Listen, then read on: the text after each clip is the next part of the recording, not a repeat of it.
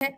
ऐसे में इतने बड़े नाम पर दाहिना हाथ जो कहा जाता है उस पर आरोप लगा और नीतीश कुमार खामोश हैं। नीतीश कुमार पहले भी खामोश रहे हैं, उस समय भी हम ही रखे थे बात, आज भी हम ही रखे हैं बात। तो क्या मानस पुत्र भी मार्केटिंग के लिए कहा गया? नीतीश कुमार जी का इशारा ही पर्याप्त होता है, इधर देखे उधर ही कार्यनीति बन जाती है। पहले तेज प्रताप को किनारे लगाया गया, अब आसार है कि रोहिणी आचार्य को किनारे लगा रहे हैं तेजस्वी। अंदर का बात दूसरा है, पेट दर्द कर रहा है, अब माथा दर्द के दवाई खा रहा है, सब बेमतलब का बात है। अब सवालों की सुई नीतीश कुमार पर जा रही है। कोई सवाल न पैदा करने की किसको हिमाकत है, न किसी के पास साक्ष्य है कि नीतीश कुमार जी के साख पर कोई हमला नहीं कर सकता है। उसके बाद क्या नीतीश कुमार को थोड़ा थोड़ा अपने ही बनाए रूल में थोड़े थोड़े चेंजेस? उनके कर्तव्य के प्रति वफादार होना चाहिए, इसलिए ये सब भ्रमजाल में नहीं हम रहते हैं, न रहना चाहिए। नमस्कार, मेरा नाम है ब्यूटी गिरी और आप देख रहे हैं बड़का नेता। बीते 19 तारीख को प्रशांत किशोर ने एक प्रेस कॉन्फ्रेंस की। उसमें उन्होंने जेडीयू के नेता और मंत्री पर आरोप लगाया। 4 दिन हो चुके हैं, कोई सफाई नहीं आई, लेकिन जेडीयू के प्रवक्ता ने खुलकर सवाल पूछा और सफाई सामने रखने की बात कही।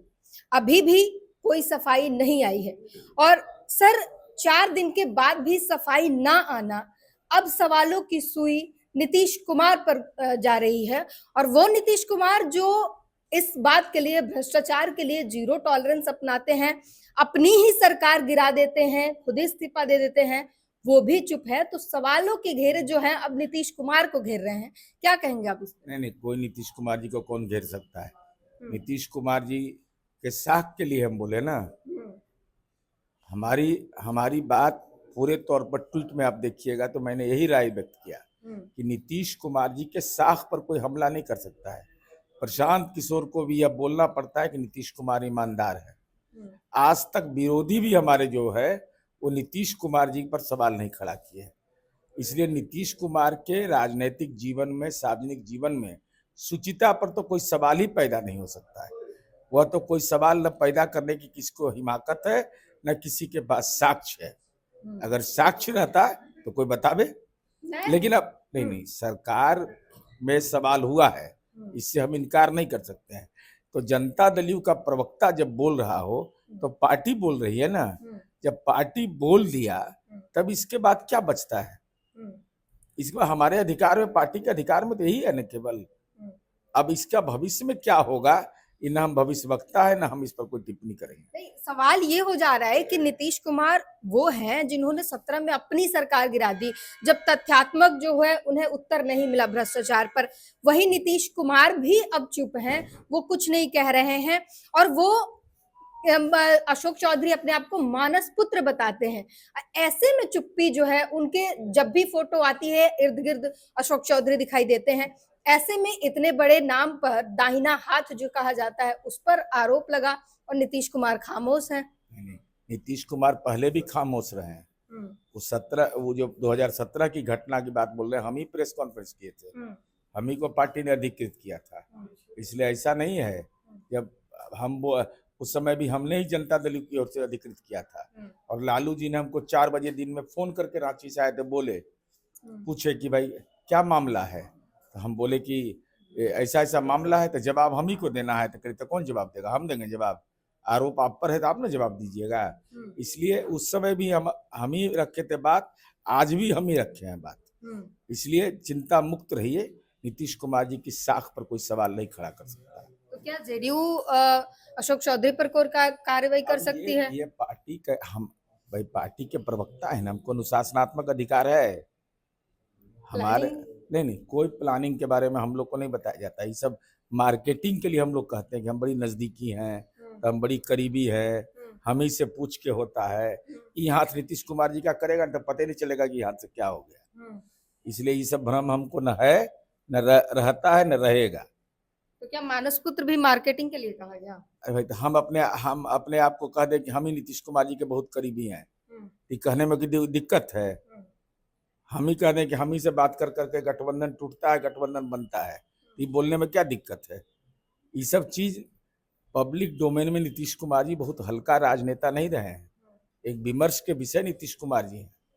नीतीश कुमार जी का इशारा ही पर्याप्त होता है, इधर देखे उधर ही कार्यनीति बन जाती है। इसलिए अब ये चैप्टर हमारी पार्टी की ओर से हम जब बोल दिए हैं तो हमारा मंतव्य अब इसमें इसका कोई भूमिका अब नहीं है।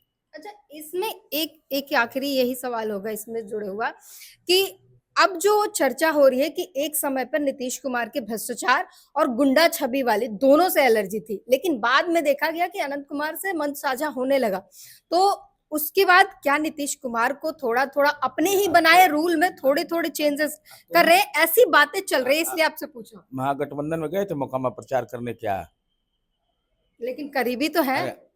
अच्छा, हम तो कह रहे हैं कि हाँ सब आदमी बोल रहे हम करीबियां हैं। महागठबंधन में जब चुनाव लड़ी उनकी पत्नी गए मुख्यमंत्री जी प्रचार करने। अच्छा, करीबिये रहते तो जेल काहे जाना पड़ता? हम अगर करीबिये रहते तो हम पर मुकदमा काहे होता? हम सब करीबिये रहते तो सवाल कहाँ से खड़ा होता? कोई करीबी नहीं नीतीश कुमार का।